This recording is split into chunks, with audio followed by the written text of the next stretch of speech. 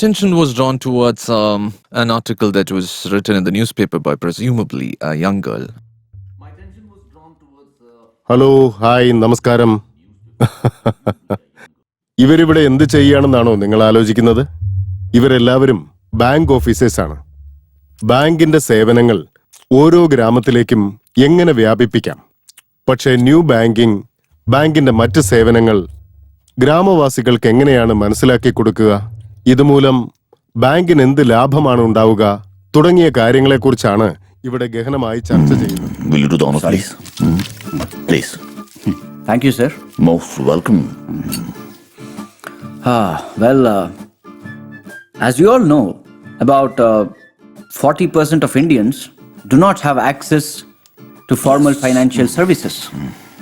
I think by extending affordable banking solutions to this rural population will be the goal of our bank. But sir, we are talking about a village which is having a population less than 2,000. Not like that. I get your point. However, we are now convinced that there is a need for a bold reimagination of rural branches in order to bring banking services to India's 600,000 villages. Good job, Suchi. I totally agree with you, sir. But most of the villages do not have ATMs, and the nearest ATMs are often located in towns which are about 30 minutes by bus. Exactly. My thinking is that we need to conceive a facilitated branch model exclusively for rural India. This technology-driven model can offer banking services for rural customers. But isn't it going to cost us a bomb? Not at all. I mean, what's the budget for this project? The cost is completely negligible, I mean. Anyways, we'll first work on a pilot project and look at the outcome. All right? And to be very honest with you all, തൽക്കാലത്തേക്ക് ഒരു ഗ്രാമം തിരഞ്ഞെടുത്തിട്ടുണ്ട്. അതെങ്ങനെ പ്രാവർത്തികമാക്കണം, അവർക്ക് ബാങ്കിന്റെ സേവനങ്ങൾ ആവശ്യമുണ്ടോ ഇല്ലയോ, അടുത്തതായി എന്താ സംഭവിക്കാൻ പോകുന്നതെന്ന് നിങ്ങൾ തന്നെ കണ്ട് മനസ്സിലാക്കിക്കോളൂ. Sir, can we know the name of this village?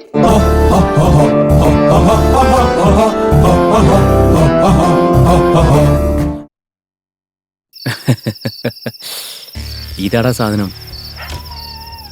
നോക്ക്, വന്നത് എന്ത് കാര്യത്തിനാണോ ആ കാര്യം പെട്ടെന്ന് ചെയ്തു തീർത്തിട്ട് മുങ്ങിയേക്കണം. അല്ല, ഈ ചോറാ എങ്ങാനും പെട്ട് കഴിഞ്ഞാലേ നിനക്ക് മിക്കവാറും എന്റെ ബലിച്ചോറ് തിന്നാൻ പറ്റൂടാ. നടക്ക്.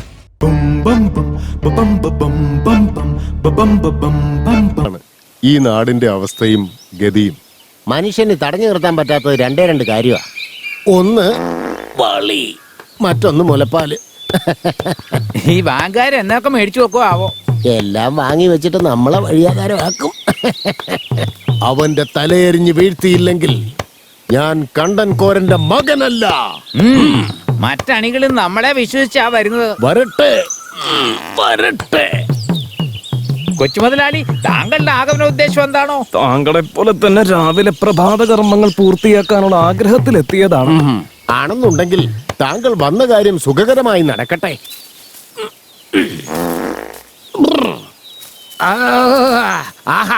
സഹിക്കാൻ വയ്യ, എനിക്ക് താങ്ങാനാവുന്നില്ല. എന്താണ് നീ തിന്നത്? വൈകുന്നേരം നാടകത്തെ കുറിച്ച് ചർച്ച ചെയ്യാൻ കൗണ്ടറിന്റെ വീട്ടിലേക്ക് വരാൻ പറഞ്ഞിട്ടുണ്ട്. നാം കാത്തിരുന്നത് മതി. ഇനി പ്രളയം വന്നാലും ശരി, നാടകം നടത്തിയേ പറ്റൂ. നാടകത്തിന്റെ കാര്യമൊക്കെ പിന്നെ നോക്കാം. തൽക്കാലം മുണ്ടെടുത്തു നോക്ക്. എന്റേത് മാത്രമെന്താ, കോഹിനൂർ ഡയമണ്ട് ആണോ? ആര് കണ്ടാലെന്താ?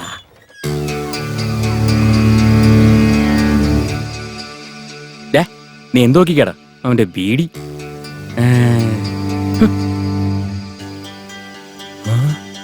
ഇരുട്ടറയില് പ്രണയസല്ലാവോ? എടാ എഴുന്നിട്ടാ, മാറിക്കോ.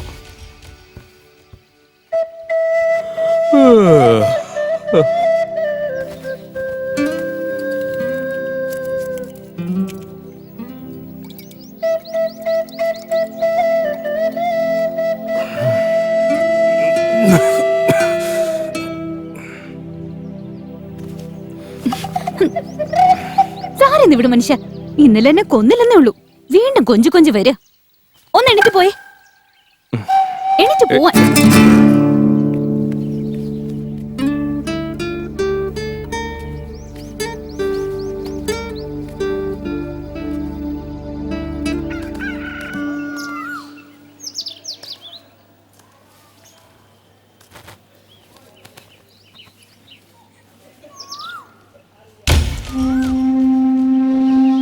കുളിച്ചൊരുങ്ങി ഭൂമിദേവി എന്നെ വീക്ഷിക്കുകയാണല്ലോ.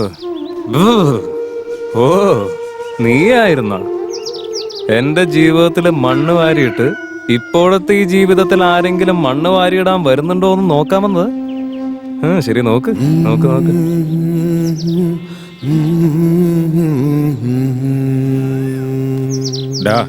അവൾ എത്ര കാലമായിട്ട് കിടന്നിങ്ങനെ വിഷമിക്കുക. നീയും കൂടെ അവളെ കരയിക്കല്ലേ ഇങ്ങനെ. കെട്ടിയോൻ ചത്തിട്ട് ഈ നാട്ടിലേക്ക് വന്നതവള്. പഴയതൊക്കെ ഒന്ന് മറന്നുകളാ. മറക്കാനായിട്ട് നടന്നു അത്ര നിസ്സാര കാര്യങ്ങളല്ല, ജീവിതത്തിന്റെ ഒരു ഭാഗമായിരുന്നു.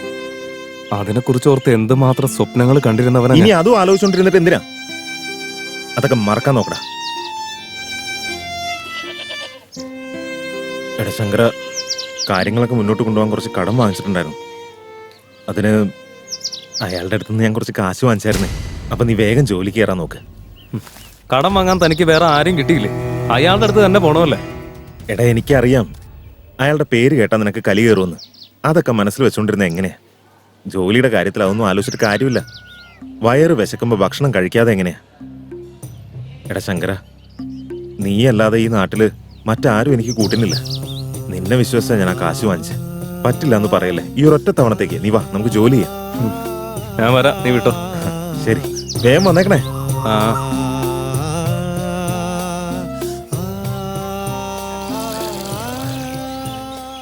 ഈ ബെഞ്ചിന് എന്തൊരു ആട്ടമാടാ. കാശ് കൊടുത്തിട്ട് 3 മാസമായ കഴുതയ്ക്ക് ഒരു ബെഞ്ച് കൊണ്ടുവന്നിടാന്ന് പറഞ്ഞു. അവൻ ഇതുവരെ കൊണ്ടുവന്നിട്ടില്ല.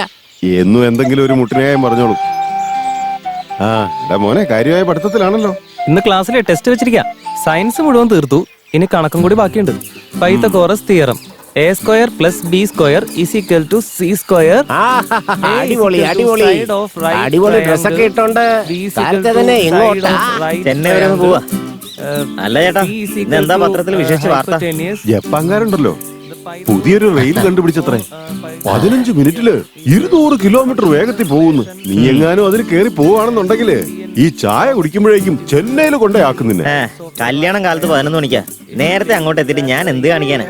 ഞാൻ നിനക്കൊരു വാർത്ത പറഞ്ഞു തന്നേ ഉള്ളൂ. നീ പോകുന്നത് ആരുടെ കല്യാണത്തിനടാ? എന്റെ ചേച്ചിയുടെ മോളുടെ കല്യാണത്തിന്. ലവ് മാരേജ് ആണോ?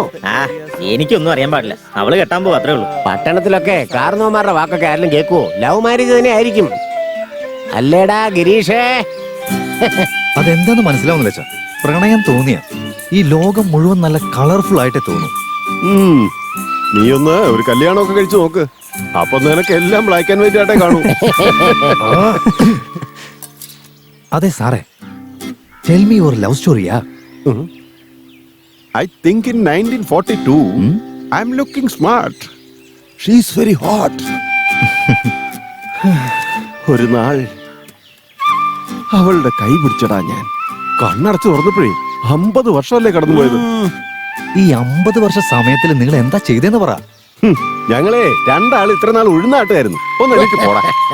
അതെ മാധവേട്ടാ, ഒന്ന് നീങ്ങിരിക്കണം. ഫസ്റ്റ് ടൈമിൽ നിങ്ങൾ തമ്മിൽ കാണുമ്പോ എന്തായിരുന്നു ഫീല്?